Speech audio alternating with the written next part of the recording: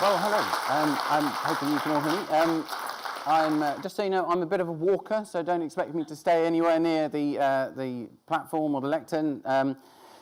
Just a little bit about me. I'm an experienced interim CTO. I'm a consultant. I speak to boards about how technologies can change their organizations and how things like serverless can impact their organizations.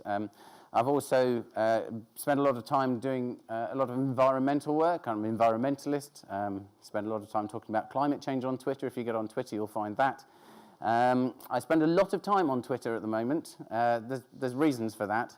I'm trying to spend less time on it and spend more time doing a bit of work for people. But that's quite a lot of fun. And I'm also the co-founder of something called Serverless Days, formerly JeffConf. Who's heard of JeffConf? Brilliant. I love you all. So anyway, just as a quick aside, so you may have seen Anne Curry do her talk yesterday on ethics, and she and I were the people that wrote the white paper on data center ethics and cloud, and that was we did some work on things like looking at carbon emissions for the cloud and for data centers, and that 2% of global carbon emissions, which is, we believe, bigger than aviation, come from data centers, and it's something we're very worried about, and we think that you as technologists need to know about it. So please, I'm not going to go into it as much as Anne did yesterday, but please go and have a look at it. The white paper is very easy to find. It's just called The State of Data Center Energy Use in 2018. But I would just recommend you go and have a look at that because we spent quite a lot of time working on that. So anyway, back to the talk. Why do I know anything about the IT department and serverless? So let's just talk a little bit about my background. I've spent 20 years in the industry, over 20 years in the industry. I actually started working in a university data center in the 90s. I remember having to use Telnet. That will date me.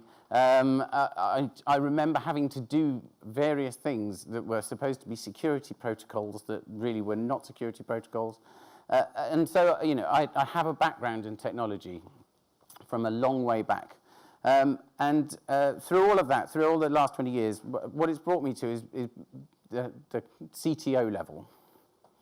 And so I, in 2015, became the CTO of a startup called Movivo, which was a small organization. Just at the time, it was myself and the CEO. And the CEO had just come up with this mad idea that we should build an Android app. And he said, oh, I just need a CTO to build a back end.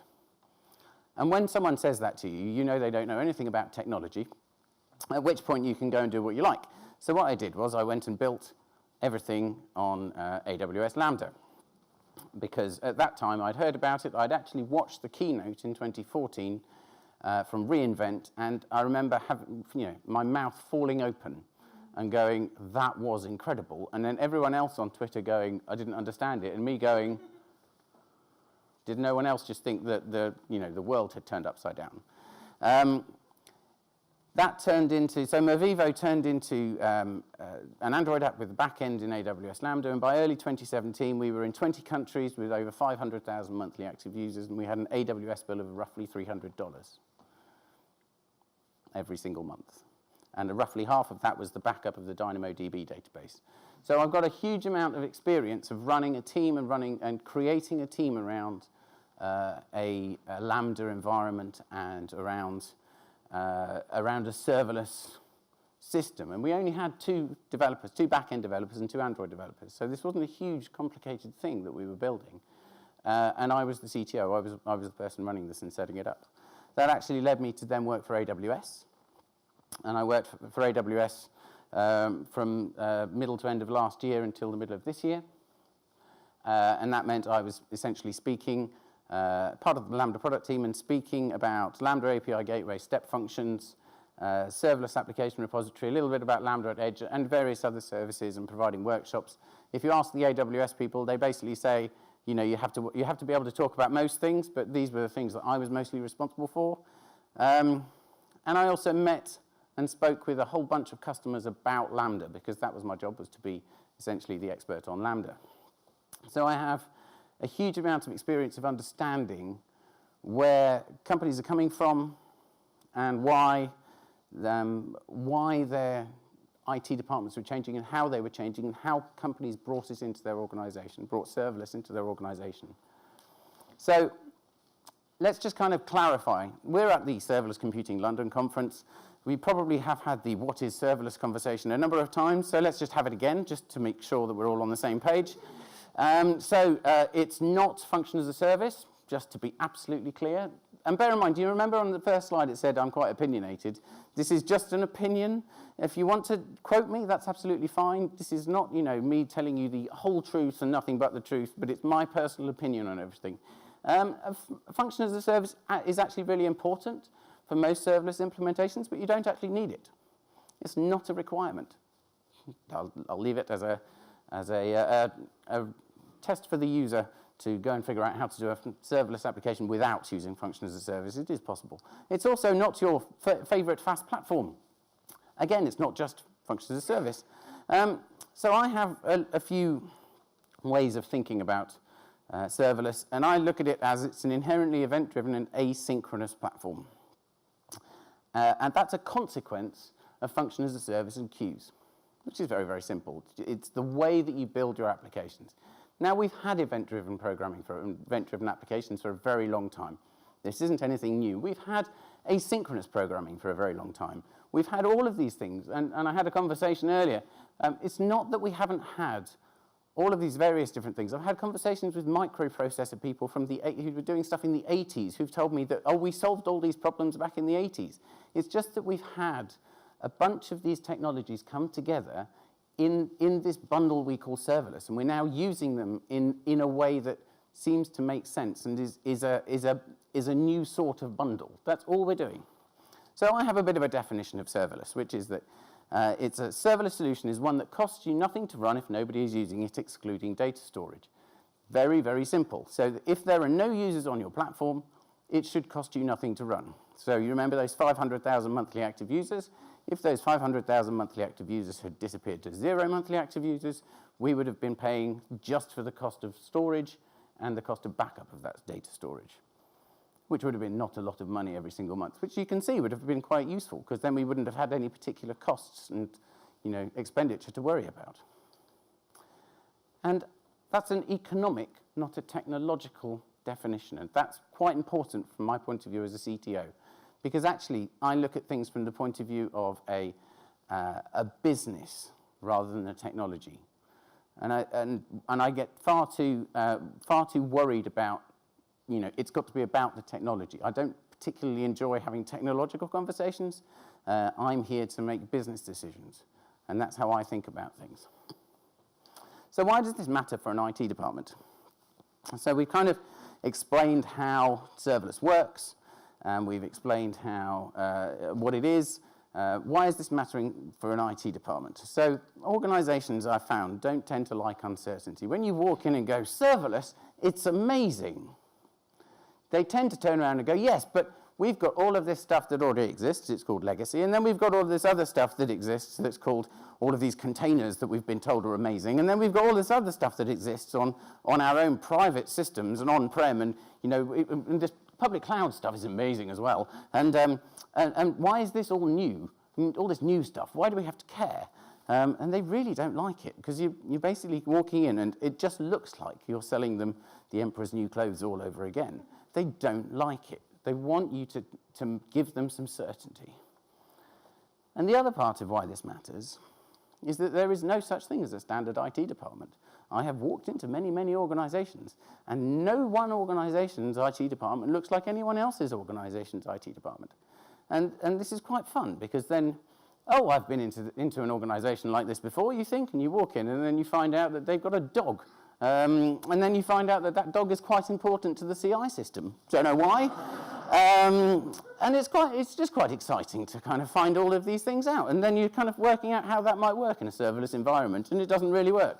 So it's just, you just can't take anything for granted. So we've tried to abstract out some principles and think about it from that point of view. So how does serverless get in? When you've got that, how does serverless actually get in? Well, it's relatively straightforward, actually, because serverless just gets in on greenfield projects. greenfield projects. Lots of people come to a conference like this and go, you know that new project we've got, we should probably just do it serverless because it'll probably be cheaper and nobody will worry about it and it'll be fine and then it's nice. And it's easy to do it in a greenfield project because there's no such thing as legacy, and that's lovely.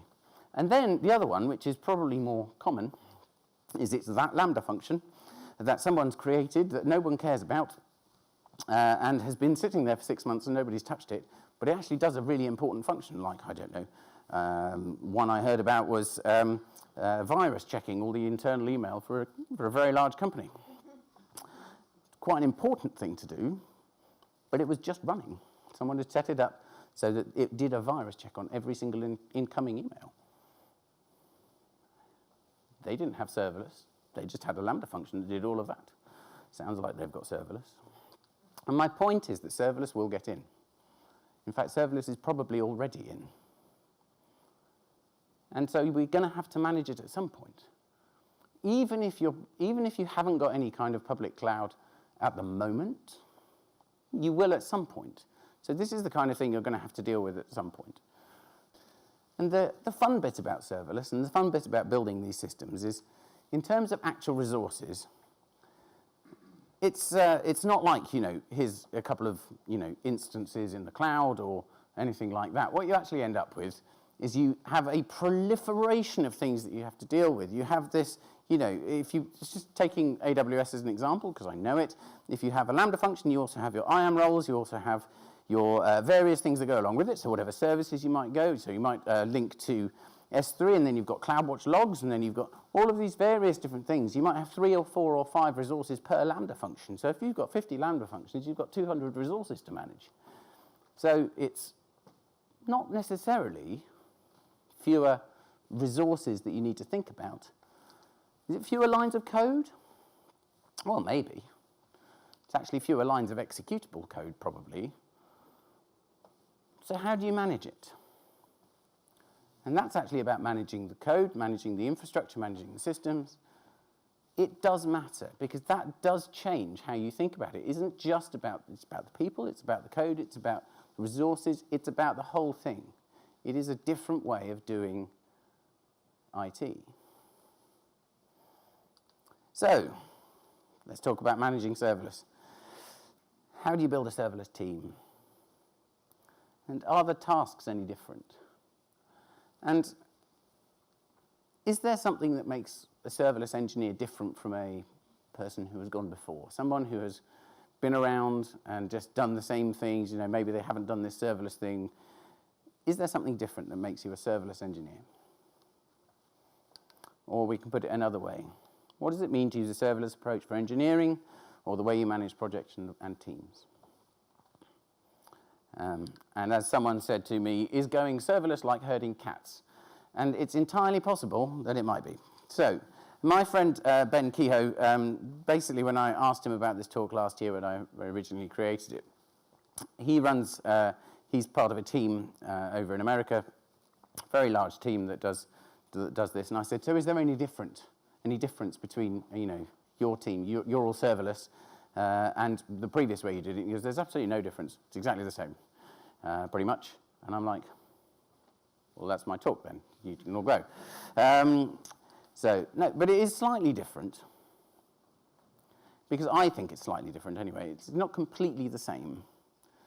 And there are some special aspects to it. There are some special things you need to think about. There are some special elements that you need to worry about. They're not completely different. It's not like, you know, chalk and cheese. It's not completely the same. It's more like, you know, camembert and brie, possibly. I don't know where all of these analogies are coming from. I haven't given these analogies are not in my notes. I'm just kind of coming off the cuff. Anyway, and because I've been a CTO, my perspective is a little bit different. And I'm a pragmatist. I actually genuinely don't care about the technology that much. What I want is someone to actually keep it simple, keep it manageable. I'm also a strategist. I'm a businessman more than a technologist. And please, please, please don't ever ask me to code. I can do it, but actually my job is to hire better people than myself to code. So let's kind of talk about best practices for development. And this is a little bit kind of, just run through these quickly. So these are best practices. No one is ever 100% using best practices. Generally, people think they are. the kind of things you should be doing, okay, the good practices, best practices, probably pushing it a little bit. And these are things like, whatever processes you use, things like stand-ups or pair programming or CI/CD and testing. These are things you should be doing. This isn't that talk, okay? This isn't the you should be doing good management. This is about serverless. And serverless is really something like Cloud 2.0. It is a different version of doing cloud. Okay, it isn't just an extension of your infrastructure systems, and it isn't just it's just a version of, it's a different type of compute. It is a different way of thinking from what I've seen from all of the companies that I've spoken to. And some people think, it's the second coming of cloud, woo! Yeah, it's a little bit overblown, but it is a little bit like that. It seems to be an evolution. And when people talk about it's not about maintaining servers, actually I think it's more about automation. This is a lot to do with understanding automation systems and management of your infrastructure and resources rather than serverless, not having to worry about the servers. It's much more about the automation. And you still have to maintain your automation because nobody else will. So let's talk about some serverless best practices. I wrote a blog post in August. I'm going to do a talk about it in about an hour and a half. So they're here. Things like each function should do only one thing. Functions don't call other functions. Use as few libraries in your functions as possible, preferably 0. Avoid using connection-based services, e.g. relational databases. I'm just going to let that one hang. One function per route if using HTTP. Data flows, not data lakes. Learn to use messages and queues. Asynchronous programming. And just coding for scale is a mistake. You have to consider how it will scale. I promise you, if you go and read the blog, it will make more sense. Just understanding those 8 things will give you a head start with serverless. Serverless solutions, what do these differences mean for managing teams and individual skill sets? Let's just dive into what it means then. So, function as a service. When you've got functions, each function is actually a very high-value unit. Each function does one thing. It does a lot of that one thing. Very high value. If it goes down, that one thing stops being one thing. It becomes a 0 thing. Stops working in the way that you want. Functions is not the same as features. One function does one thing. And it's a cloud architecture, not a software architecture. So your function is, how to put this? It's not about software. When you're talking about serverless, your infrastructure is your application, not the software. So when you think about this, you're not just looking at just coding. You're looking at someone who's going to be the kind of person who's very good at getting it working, someone who's good at testing and understands how to test, understands how to mock, understands how to test in a cloud environment. And also, someone who understands that this is a cloud-first environment. This isn't an environment where you can do everything on your local machine and expect it to work, and then plonk it straight onto a cloud and then expect it to work again. Genuinely, this is where we start to get to the point of cloud first, not local first. And you're also the kind of person that likes to do as little as possible. You under-engineer stuff.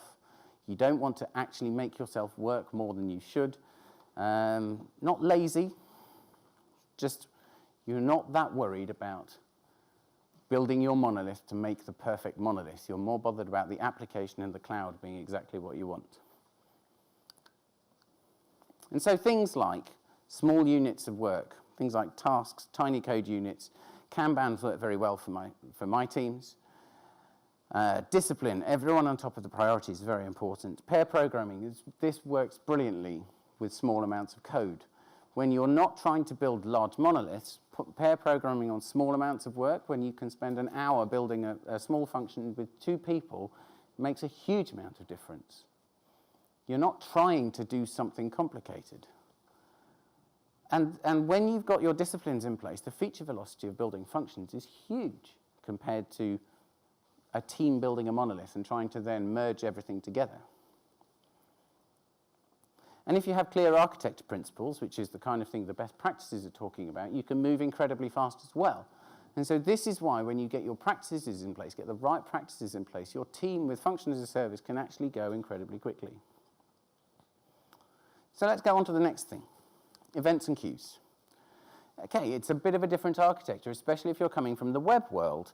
Most people who come from the web world will talk about some kind of three-tier architecture. You've got your clients, and then you've got your application layer, and then you've got your data layer, and there will be somewhere with MySQL or Postgres, or there'll be a Ruby on Rails with an ORM, and and then there'll be an API routing system of some description. Genuinely, if you're coming from that world into serverless, that's the hardest transition to make. It might seem the easiest. It's easy to do hello world, it's difficult to do proper serverless. Because actually, when you're doing serverless applications, they tend to be asynchronous. They're not request response. And actually, you need to understand how distributed systems work. Distributed systems are actually more complicated. There's scale in there. There's complicated elements of scale, especially when you're looking at relational databases and how they scale. If you don't understand how they scale, you're going to have struggle. And it's a lot more nuance within that. So it's things to look at. So when you're talking about events and queues, that's the kind of elements you're looking at. So you've got to be quite a fast learner in this space. The people you're looking at are going to be really kind of able to pick up new things, because there are new services that come out very regularly from all of the cloud providers that may actually be useful for your use case. They've got to be an all-rounder. You can't just pick up, as I said, if you're coming from something like Django, and you're a Django programmer, you're going to walk into the space and you're going to have to learn 5 different things in the first 6 months and be pretty good at all of them. And then there's going to be 3 more things to learn in the next 6 months. Not because they're new technologies that are going to be, you're going to have to learn at the level of Django, but because they're going to be services that are going to be useful to you. You have to be that quick at learning new things. Again, cloud first. And also being able to communicate. So being able to communicate new things. These kinds of elements with events and queues, you are going to be pushing data around your system in certain types of ways. You're going to need to put different information into these queues that is then understood somewhere else. So you don't want to be pushing,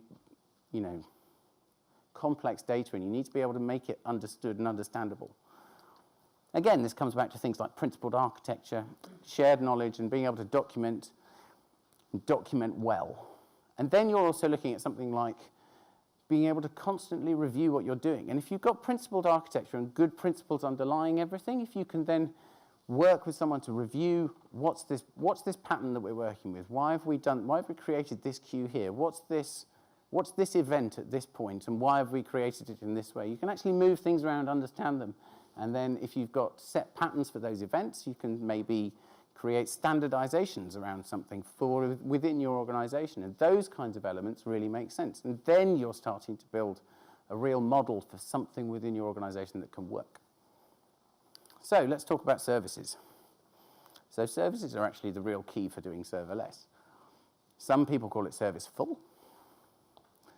And services are things like third-party services, so you would send out to an API. But you can also, something like DynamoDB within the AWS ecosystem is a service. And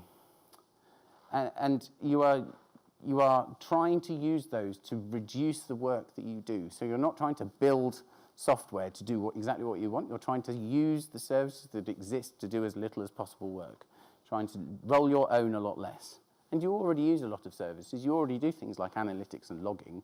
They're all services that you use, so you just want to use more and more and more as much as possible. And the kinds of skill sets you're going to need, you're going to be able to need to integrate and understand how to integrate and be able to store keys in secrets and those kinds of things. You're also going to be needing to be a pragmatist. Know when it's right to run 95% of everything in a service and not worry about the other 5%. Sometimes that 5% is immaterial. Again, being cloud first, working out when it's important to need to build something and when it really, really isn't. And often technologists spend a lot of their time, and having been a CTO for a decent length of time, quite a lot of the time they'll come to you and go, I think we need to use this service to do X. And the first thing I usually go is why? And quite a lot of the time, they'll go, well, I read a blog on it. Or it says so in this tutorial, or something like that. And actually what I generally do is push back and go, essentially, go and do some due diligence. What is the use case that we're trying to work on? What are we trying to do? How are we trying to achieve what we're trying to achieve here? And then they can come back and go, well, what we're trying to do is this. Okay, so do we need that technology or do we need something else? Go and have a look. And then they'll go away, come back, and often they'll come back with something better. Because actually what they're doing is not picking the technology, they're trying to work the use case out and then putting the technology to work for the use case, which is the right way round. Don't pick the technology, pick the use case. Again, cloud first. And then under engineering, someone else do the work. Please, I don't like doing work, honestly. So, again, team, when you're looking at services, you're trying to be pragmatic. You're trying to work out within the team how to do as little as possible within the team. Pay for someone else to do as much as possible, as cheaply as possible, basically. Again, document. Document why you've made your decisions. Document what the service is and why it's working. If someone leaves, you don't want them to have set up a service and you don't understand it. Again, support. Don't have one person who only knows one service. Make sure everybody knows why you've chosen a service and exactly what's going on. And again, learning best practices around things like API keys, shared secrets, those kinds of things. Outside of the repository, if you don't know that, then please just learn some security. But yeah, that's quite important, those kinds of things. So let's just have a quick talk about infrastructure as code. And I kind of said a little bit earlier that serverless requires you to have a good grasp of infrastructure as code, and it's very important. But infrastructure as code is that ability to create some, usually YAML templates, which are horrible. Auto-generation is your friend, if possible. But it's those kinds of elements of being able to run those through some kind of system that then creates your environment for you or updates your environment. And I've given you some things there: Terraform, SAM, CloudFormation, Serverless Framework, Architect. Those kinds of tools allow you to build serverless applications. Now, the advantage of that is you can then spin up a dev environment or a staging environment relatively quickly. And the advantage of that is that then you can do testing on it. And you don't have to do live testing, even though you should be doing live testing if you're sitting in here with charities talk. So let's just have a bit of a talk about infrastructure as code skill sets. So you should be all about the automation. It's absolutely vital. You should be wanting to go as quickly as possible. Your CI process should not be slowing you down. It should be press a button, go and do it. You should want to go as quickly as possible from the point you have created something to the point it's deployed, to be as quick as possible. It shouldn't get in the way. You should want to be automating as quickly as possible and releasing as quickly as possible. Again, people within an organization, within an IT team, you need them to be all-rounders. You can't have someone over here is ops and someone over here is dev. You can't do that with serverless because it's infrastructure. You're coding infrastructure. When you're doing infrastructure as code, the clue is in the name, you're coding infrastructure. You're not coding code and infrastructuring infrastructure. You have to know about both sides. So the roles get mashed together. It's not, the roles and the responsibilities, you will have built the code. That code will have deployed some resources. You have to know both. And you have to be a fast learner. Again, you've got so many services released, you've got to get out there, you've got to get on with it. So with the team, again, automation. And it's about collaboration. You've got to know how to talk to each other about what you're doing and when you're doing it, when you're deploying something and how you're deploying it, and understanding things like canarying and blue-green deployments. And if those are phrases you don't understand, then go and learn about them. Again, comes back to feature velocity. If one of your team is brilliant at deploying stuff and one isn't, you need to teach each other how to do this stuff. But it's only a feature when it's deployed. And just creating code and undeployed code is not useful.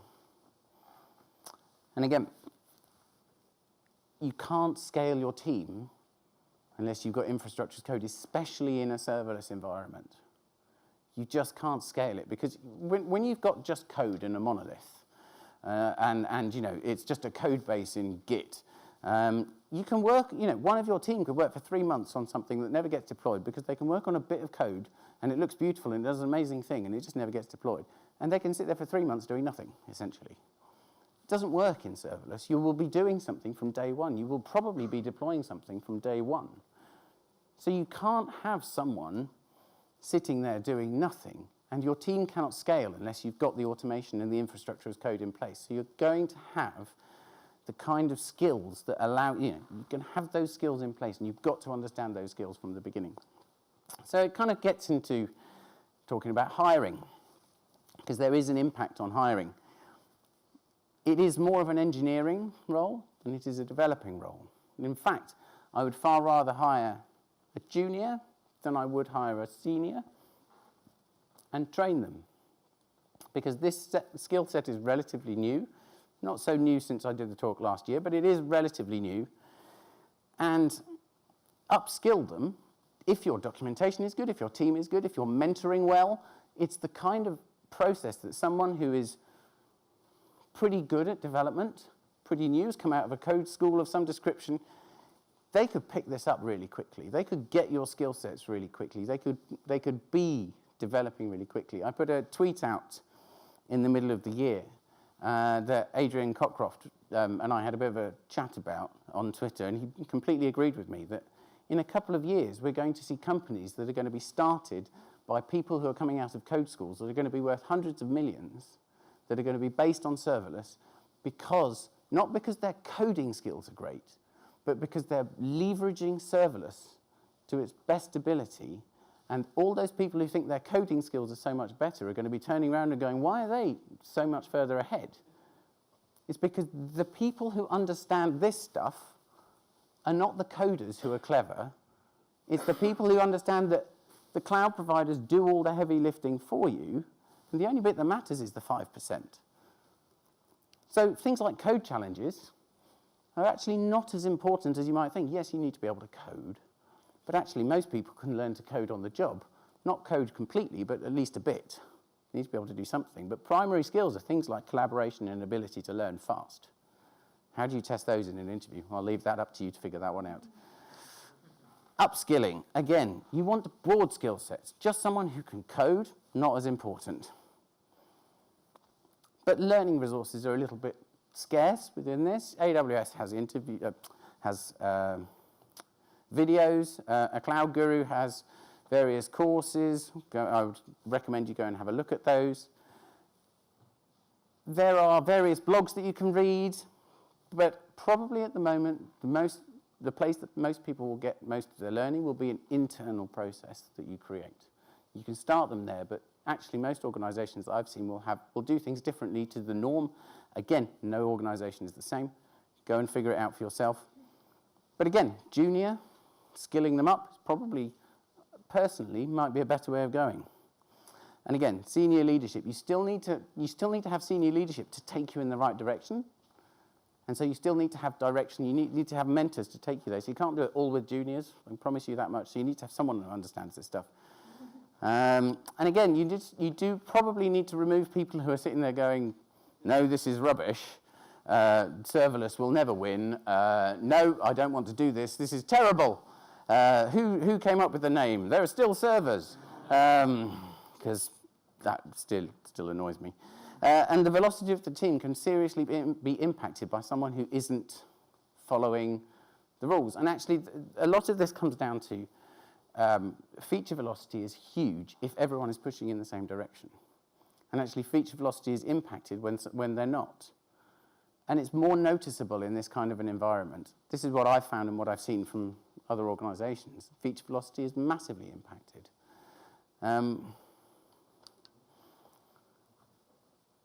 And I think your role as a developer and the more that serverless comes in will change over time. I don't think you can say, well, I'm a dev and I don't do ops. And then there's going to be DevOps people who, in a few years' time, are going to be like, well, I do DevOps. And I think those roles will exist, and I think they will dwindle over time. And I think the dev roles will dwindle over time. And I think what we'll end up with is people who are going to be cloud-native developers. and whatever that means. And I think we're going to end up with various different people, but the people who are going to be at the forefront of the next wave of cloud are going to be cloud native engineers. I think that's where we're going. So how does serverless change the IT department? Serverless isn't the future, it's already here.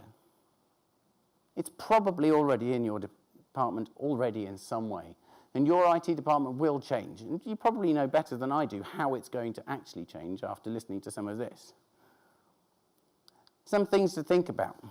It's not about the 10Xs. It's not about the really clever people who are going to tell you all the code and how it's going to work perfectly. You're going to need to be increasing communication. You're going to get better at that. It's not the kind of thing you can do optionally. I think it's going to remove silos within your IT department. It's not, there's not going to be your dev and your ops and the, big walls. I think it's going to enforce a need for infrastructure as code. I think we're going to have to do that more to get the feature velocity that we need. And I think people are going to have more responsibilities, not roles. If you create it, whatever it is, you're going to have to fix it. It's not about you being a developer and you being an ops person. And I think, again, automation and deployment is going to be a big thing. And when you've got that much higher feature velocity, one of the fun things that we found at Movivo was that we ran out of work to do. And what we ended up doing was the vanity projects, the fun bits, the things that we really enjoyed doing. And that's much more enjoyable. The CEO turning around and going, excellent, well, we've got this idea. We can try the ideas. You get to play a little bit more. And the last one's quite a fun one, the decreased reliance on code perfection. When you have far less code to worry about and far less code to think about, you actually can build less perfect code. And it doesn't matter quite so much. It still runs, it still does what it's supposed to. You can optimize it later, generally. So, serverless engineer, I think we're going to have serverless engineers. I kind of think of them as cloud native engineers. And they're kind of pragmatic hackers is the way that I think we're going to end up in the future. How the IT department's going to change, we're going to end up with more of these kinds of people. Kind of maybe isn't what the CTO wants to hear, by the way, but and the serverless team, I think the skills and the ideas that are going to come out of that are the kinds of people are those who learn to rapidly collaborate, that automate really, really well, and that document really, really well. To document what they're doing, the processes, and the kind of elements that they're working on, so that other people can understand.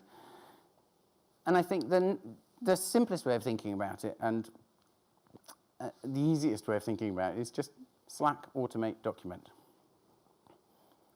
Simple. And that's how I think we're going to be changing the IT departments from now on. Thank you very much.